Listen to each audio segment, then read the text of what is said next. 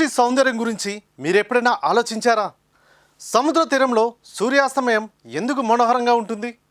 మంచుతో కప్పబడిన పర్వతాలు ఎందుకు ఉత్కంఠభరితంగా ఉంటాయి? అడవి పూలతో నిండిన లోయలు ఎందుకు మనల్ని మంత్రముగ్ధులను చేస్తుంది? దేవుడు తన మహిమను గణపరచడానికి విశ్వాన్ని మరియు దానిలోని ప్రతిదాన్ని ఉనికిలోనికి తీసుకువచ్చారు. ఈ సృష్టి అంతా ఆయన మహిమకు, ప్రేమకు, కృపకు, కరుణకు, జ్ఞానానికి, శక్తికి మరియు మంచిదనానికి నిదర్శనంగా నిలుస్తుంది. మన గృహం భూగ్రహం అనే కార్యక్రమానికి స్వాగతం. సాధు జంతువులారా, వన్య మృగములారా, నేలప్రాకు ప్రాణులారా, ఎగురు పక్షులారా, రాజులారా, సమస్త ప్రజలారా, అధిపతులారా, సమస్త పాలకులారా, యువతి యువకులు, వృద్ధులు, బాలబాలికలు అందరూ ప్రభువు నామమును స్తుతింతురుగాక. ఆయన నామము అన్నిటికంటే గొప్పది. ఆయన మహిమ భూమి ఆకాశమును మించినది అని కీర్తన గ్రంథము 148వ అధ్యాయం 10 నుండి 13 వచనాల్లో రాసి ఉన్నది. దేవుని సృష్టిలో ఉన్న అనేక జంతువులు, పక్షులు అబ్బూరుపరిచే సామర్థ్యాన్ని ప్రదర్శిస్తుంటాయి. లేసాన్ ఆల్బ్రాటోస్ అనే పక్షి అపరిమిత దూరం ఎగిరి వెళ్ళగలదు. ఒకసారి కేవలం 90 రోజుల్లో 40,000 కిలోమీటర్లు ప్రయాణించిన చరిత్ర కలది. బ్లాక్ పోల్ వార్బర్ల్ ఆగకుండా 80 గంటల పాటు అలా ఎగురుతూనే ఉత్తర అమెరికా నుండి దక్షిణ అమెరికాకు వెళ్తుంది. ఒంటె నిర్జలీకరణకు గురి కాకుండా ఎక్కువ కాలం తట్టుకునేలా నీటిని నిల్వ చేసే అద్భుతమైన సామర్థ్యాన్ని దేవుడు దానికి ప్రసాదించారు. యంత్రాలు, కొత్త వస్తువులు రూపొందించేటప్పుడు ఇంజనీర్లు జంతు ప్రపంచాన్ని ఎంతో జాగ్రత్తగా గమనిస్తారు. ఎందుకంటే ప్రకృతిలో ప్రతి జీవిలో అద్భుతమైన రూపకల్పన, సమతుల్యత, సామర్థ్యాలు దాగి ఉన్నాయి. ఉదాహరణకు పక్షుల రెక్కలను గమనించి విమానాల రూపకల్పన అభివృద్ధి చేశారు. ఒంటె శరీర నిర్మాణాన్ని పరిశీలించి ఎడారి ప్రాంతాలకు అనువైన సాంకేతిక పద్ధతులను రూపొందించారు. చేపల ఆకారాన్ని ఆధారంగా చేసుకుని వేగంగా ప్రయాణించే జలాంత గ్రాములను తయారు చేశారు. బల్లి కాల నిర్మాణాన్ని చూసి గోడలకు అంటుకునే ప్రత్యేక పదార్థాలను రూపొందించారు. దీనినే బయోమిమిక్రీ అని అంటారు. అంటే ప్రకృతిని అనుకరించి సాంకేతికతను అభివృద్ధి చేయడం.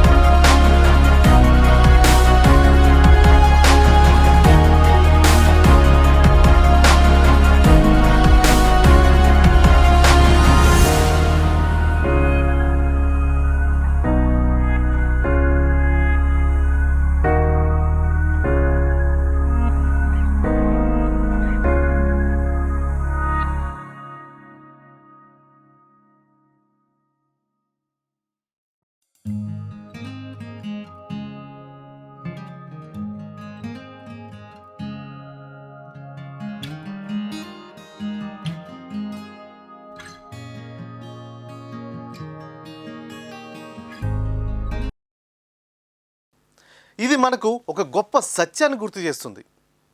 ప్రకృతి కేవలం అందం మాత్రమే కాదు, అది దేవుని జ్ఞానానికి జీవమయమైన గ్రంథం.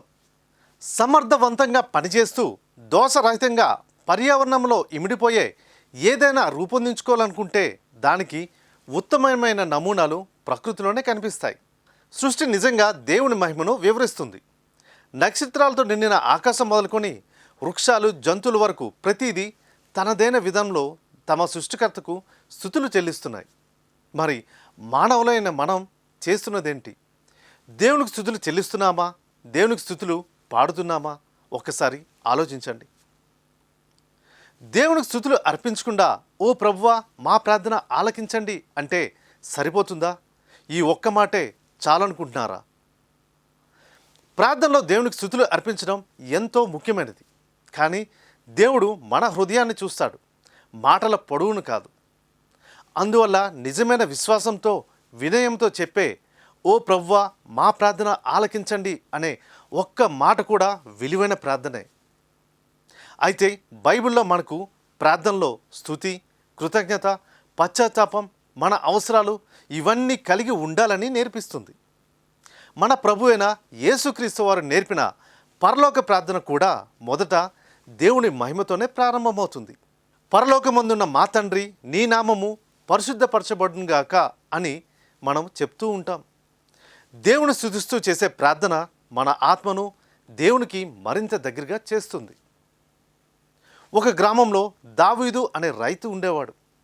ప్రతిరోజు ఉదయం, సాయంత్రం అతడు దేవాలయానికి వెళ్ళి గంటల తరబడి పెద్ద పెద్ద ప్రార్థనలు చేసేవాడు. అందరి ముందు దేవుని కోసం ఎన్నో మాటలు చెప్పేవాడు. గ్రామస్తులు అతని చాలా భక్తుడిగా భావించేవారు. అయితే అదే గ్రామంలో రాము అనే ఒక పేద కూలీ కూడా ఉండేవాడు. అతనికి చదువు లేదు, పెద్ద ప్రార్థనలు తెలియదు. ప్రతిరోజు పనికి వెళ్ళే ముందు దేవాలయం బయట నిలబడి చేతులు జోడించి ఒక మాట మాత్రమే చెప్పేవాడు, ఓ ప్రభువా మా ప్రార్థన ఆలకించండి అని. అలాగే పని ముగించుకొని వచ్చేటప్పుడు కూడా ఈ ఒక్క మాటే దేవాలయం ముందు నిలబడి చెప్పేవాడు. ఒకరోజు ఆ గ్రామంలో తీవ్రమైన కరువు వచ్చింది. పంటలు ఎండిపోయాయి. అందరూ భయపడిపోయారు. దావీదు దేవాలయంలో పెద్ద పెద్ద ప్రార్థనలు చేస్తూనే ఉన్నాడు. కానీ పరిస్థితి మారలేదు. కరువు వల్ల పని దొరకక, తినడానికి తిండి లేక రాము అటు ఇటు తిరిగి దేవాలయం ముందుకు వచ్చాడు. దేవాలయం బయట ఉన్న యేసు ప్రభు వారి స్వరూపాన్ని చూస్తూ కన్నీళ్లతో మళ్ళీ అదే ప్రార్థన చెప్పాడు, ప్రభువా మా ప్రార్థన ఆలకించండి, మా గ్రామాన్ని కాపాడండి అంటూ. ఆ రోజు రాత్రి భారీ వర్షం కురిసింది. చెరువులు నిండిపోయాయి. గ్రామమంతా ఆనందంతో నిండిపోయింది. రెండో రోజు రాము ఆనందంతో దేవాలయం వద్దకు వెళ్ళాడు. అది చూసిన గ్రామ పెద్ద ఇలా అన్నాడు, దేవుడు మాటల పొడవును చూడడు, నిజమైన హృదయాన్ని చూస్తాడు. ఆ హృదయంలో నిజమైన విశ్వాసాన్ని మాత్రమే చూస్తాడు అని అన్నాడు. ప్రేమతో పలికిన చిన్న ప్రార్థన కూడా దేవుని హృదయాన్ని తాగుతుందని దీని ద్వారా మనకి తెలుస్తుంది. దేవుణ్ణి మహిమపరిచేవారు ధన్యులు. నిజమే కదా, మన పనుల ద్వారా, మన మాటల ద్వారా దేవుని నామానికి మహిమ తీసుకొచ్చేవారు నిజంగానే ధన్యులు. రాముని చూస్తే గంటల తరబడి ప్రార్థనలు చేయలేదు, ప్రసంగాలు చెప్పలేదు. కానీ అతని హృదయం దేవునిపై నిజమైన విశ్వాసంతో నిండిపోయింది. ప్రతిరోజు అతడు అలసిపోయిన శరీరంతో దేవాలయం ముందు నిలబడి చేతులు జోడించి తనకు వచ్చిన ఒకే మాట మౌనంగా ఇలా చెప్పేవాడు, ప్రభువా మా ప్రార్థన ఆలకించండి అని. ఆ చిన్న ప్రార్థనలోనే అతని కన్నీళ్లు, నమ్మకం, దేవునిపై ఆధారపడిన జీవితం దాగి ఉండేవి. గ్రామస్తులు పెద్ద మాటలను చూశారు, కానీ దేవుడు రాముని హృదయాన్ని చూశాడు. అందుకే ఒకరోజు గ్రామం కష్టంలో ఉన్నప్పుడు దేవుడు రాముని సాధారణమైన నిజమైన ప్రార్థనను అంగీకరించాడు. ఈ రోజుల్లో కూడా బయటకు భక్తి రూపం చూపిస్తూ లోపల మాత్రం లోక ఆశలకు బానిసై జీవించేవారు చాలామంది ఉన్నారు. బైబిల్ కూడా ఇలాంటి పరిస్థితి గురించి హెచ్చరిస్తుంది. మత్తయి సువార్త 15వ అధ్యాయం 8వ వచనంలో చూసినట్లయితే, ఈ ప్రజలు పెదవులతో నన్ను స్తుతించుచున్నారు, కానీ వారి హృదయంలో నాకు కడు దూరంగా నున్నవి. మానవ కల్పిత నియమాలను దైవాజ్ఞలుగా బోధించుచున్నారు, కావున వీరి ఆరాధన నిరర్థకము అని బైబిల్లో రాసి ఉన్నది. దేవుని వాక్యాన్ని ప్రకటించేవారు తమ జీవితాలతో కూడా సాక్ష్యం ఇవ్వాలి. ఎందుకంటే ప్రజలు మాటల కన్నా క్రియలను ఎక్కువగా చూస్తారు. ప్రేమ, వినయం, పరిశుద్ధత, నిజాయితీ ఇవే నిజమైన సేవకుని లక్షణాలు. బైబిల్లో భక్తుడైన యోనాను చూడండి. యోనా ఒక దైవ సేవకుడై ఉన్నాడు. అతడు దైవ సేవకుడిగా ఉన్నప్పటికీ తాను ఎన్నో కష్టాలను ఎదుర్కొన్నాడు. యోనా చేప కడుపులో నుండి ఎలా రక్షింపబడ్డాడో ఒకసారి ఆలోచించండి. యోనా 3 రోజులు 3 రాత్రులు ఆ చేప కడుపులోనే ఉన్నాడు. అతడు అక్కడ తన తప్పును గ్రహించి దేవునికి హృదయపూర్వకంగా ప్రార్థించాడు. దేవుని కృపను వేడుకున్నాడు. అప్పుడు దేవుడు ఆ చేపకు ఆజ్ఞాపించగా అది యోనాను ఒడ్డుపై కక్కివేసింది.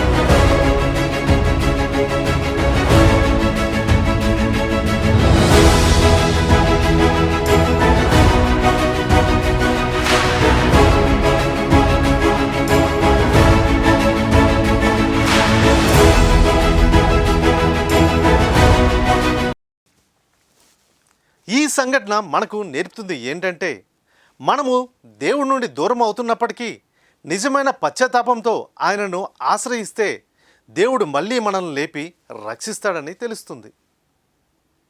యోనా మరలా అభిషేకం పొందుకొని దేవుని మహిమార్థంగా ఎలా వాడబడ్డాడో మీ అందరికీ తెలుసు. కష్టాలు, ఉపద్రవాలు అన్నిటినీ మన జీవితంలో ఎదుర్కొన్న ప్రతిసారి దేవుని చెంతకు వచ్చి ఆయన వైపు చూడాలి. అడుగుడి మీకు ఇయ్యబడును అని దేవుడు మనకు వాగ్దానం చేసి ఉన్నారు కదా. మనం నోరు తెరిచి మాట్లాడడం ప్రారంభిస్తే ఆయన తప్పక ఆలకిస్తారు. కొరింథీయులకు రాసిన 2వ లేఖ 12వ అధ్యాయం 10వ వచనంలో చూసినట్లయితే, క్రీస్తు కొరకు బలహీనతలు, అవమానములు, కష్టములు, హింసలు, బాధలు నాకు తృప్తినే కలిగించును. ఏలైనా నేను ఎప్పుడు బలహీనున్నో అప్పుడే బలవంతును అని పౌలు గారు చెప్తున్నారు. ఈ లోకంలో మనము శ్రమలు, సమస్యలను ఎదుర్కొని ఉండొచ్చు. మరి ముఖ్యంగా దైవ సేవకులు అనేకమైన శ్రమలను ఎదుర్కొంటున్నారు. కానీ ధైర్యం వహించాలి. అన్నిటికీ ప్రభు హస్తాలకు సమర్పించడమే మనము నేర్చుకోవాలి. ఒక చిన్న గ్రామంలో ఆనంద్ అనే ఫాదర్ గారు ఉండేవారు. అతను ప్రతిరోజు గ్రామంలో తిరుగుతూ దేవుని వాక్యాన్ని ప్రకటించేవారు. పేదవారికి సహాయం చేసేవారు, బాధల్లో ఉన్నవారిని ఓదార్చేవారు.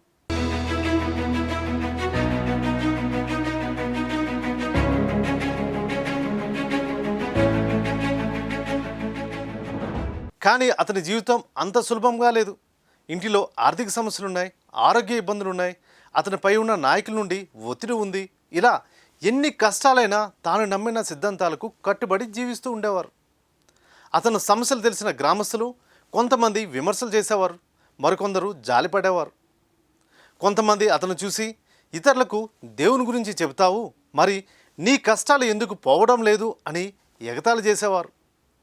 ఒకరోజు రాత్రి ఆనంద్ ఫాదర్ గారు చాలా నిరాశతో దేవాలయంలో ఒంటరిగా కూర్చున్నారు. కన్నీళ్ళు పెట్టుకుంటూ ఇలా ప్రార్థించారు, ప్రభువా, ఇక నాకు బలం లేదు, నేను బాగా అలసిపోయాను అంటూ బాధపడ్డారు. ఆ సమయంలోనే అతని చూపు బలిపీఠం పక్కనున్న బైబిల్ మీద పడింది. అది తెరిచి ఉండగా ఒక వచనం అతని కంటపడింది. అది యోహాను సువార్తలోని 16వ అధ్యాయంలో 33వ వచనం. మీరు నా యందు శాంతిని పొందుటకు మీతో ఈ విషయంలో చెప్పుచున్నాను. లోకమున మీరు కష్టాల పాలగుదురు కానీ ధైర్యం వహింపుడు, నేను లోకమును జయించితిని అనే మాటలు అతని హృదయాన్ని తాకాయి. అప్పుడు ఆనంద్ ఫాదర్ గారు మౌనంగా ఇలా అన్నారు, ప్రభువా, నా సమస్యలను నేను మోయడానికి ప్రయత్నిస్తున్నాను. ఇక నుంచి అన్నిటినీ నీ చేతుల్లో పెడుతున్నాను అంటూ అక్కడి నుండి లేచి వెళ్ళారు. ఆ రోజు నుండి అతని పరిస్థితులు వెంటనే మారిపోలేదు, కానీ అతని హృదయం మారింది. భయం తగ్గింది, నిరాశకు బదులుగా శాంతి వచ్చింది. కొన్ని నెలల తర్వాత గ్రామంలో విపరీతమైన వరదలు వచ్చాయి. ప్రజలు భయంతో వణికిపోయారు. అప్పుడు ఆనంద్ ఫాదర్ గారు వారందరికీ ధైర్యం చెప్పారు. ఆకలితో ఉన్నవారికి ఆహారం పెట్టారు. ఇల్లు కోల్పోయిన వారికి తన దగ్గర ఆశ్రయం ఇచ్చారు. వారికి ధైర్యం చెప్తూ ప్రార్థనలో ప్రజలను నడిపించారు. అప్పుడు గ్రామస్తులు గ్రహించారు, శ్రమల మధ్యలో కూడా దేవునిపై నమ్మకం కోల్పోకుండా నిలబడ్డమే నిజమైన విశ్వాసమని గుర్తించారు. విశ్వాసం సుఖకాలంలో మాత్రమే కాదు, కానీ కన్నీటి సమయంలో కూడా దేవుని చేయిని పట్టుకోవడమే. తుఫాను మధ్యలో కూడా ప్రభువా నీవు నాతో ఉన్నావని నమ్మడం. బంగారం అగ్నిలో శుద్ధి చేయబడినట్లే మన విశ్వాసం కూడా పరీక్షల మధ్య మరింత బలపడుతుంది. అందుకే కష్టాలు వచ్చినప్పుడు నిరాశపడకండి.